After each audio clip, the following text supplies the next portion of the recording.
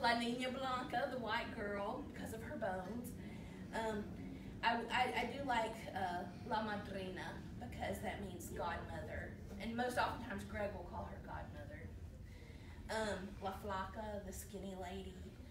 La Dama Poderosa, powerful lady. But my favorite, and I've heard that this is from, I never read a book about her until about 2 years ago, and it said that lots of people who are of a more magical, ceremonial magical bent kind of like this term for her, but it's La Señora de las Sombras, or the Lady of Shadows, and I'm like, ooh. It's just like, yes, this is correct for me. So I love that name. Does anybody have any other names that they know Santa Muerte by, or that they prefer? The battle axe. Do you know what that is in Spanish? No. No. Okay. The battle axe. I read the translation, but I just think that people, whenever you in Spanish, when they say it, I think the same word is the word for bitch. Oh, okay. Okay. She is worldly. She takes names and kicks asses. Yes. Yeah, Exactly. Absolutely. She's the old battle axe. She's going to do tequila shots and smoke cigars. Right. Absolutely. She does not suffer fools lightly. Absolutely. And that's the thing, is that because when you work with her, we have all of these fears that come up, right? Mm-hmm. And she's really a mirror for us, really, of ourselves and our attitudes. But she does. She has this very tough, strong, very protective energy about her, and she's so. But to me, she's so incredibly loving that I forget. So I forget that some people might be like, oh, that's a little, because I will just start talking about her, and I can tell whether they're into her or not by the look on their face, or you should have seen the look. She was in the front seat, strapped in the car seat, with the seatbelt, and going through the drive-thru this morning for breakfast was a lot of fun. Exactly. Strapped in. So that was a lot of fun. All right. So what this really is akin of, and if you were here for the earlier lecture with Jack and Tony. What did I say, Tom? Okay, Tony. Thank you, Tony. No.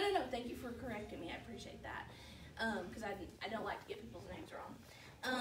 Is that even though things come from different cultures, what you will find is that there will be similar practice. And so, what I'm talking about today is my experience with death, my own death, my relationship with my own death. And this is one of her guises of Santa Muerte.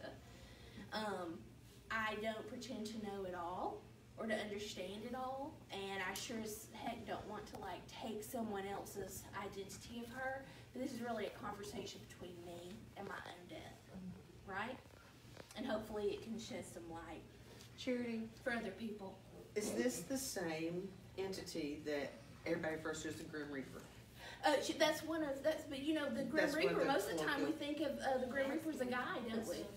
Well, just because. Right, yeah. But that's one of her. Okay, yeah, so it's still the same entity we're talking about. Usually, the thing that we'll go into the different death goddesses, which what I find interesting, and I'll come back to my notes, but is how there's kind of been this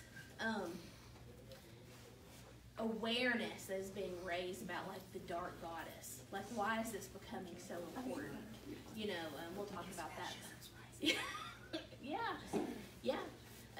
Definitely that's a reason. So she's popping up in many different forms. People are becoming aware of her. So if you study Buddhism, I'm sure you're aware that there are portions of Buddhist practice where you are actually contemplating your own death, right?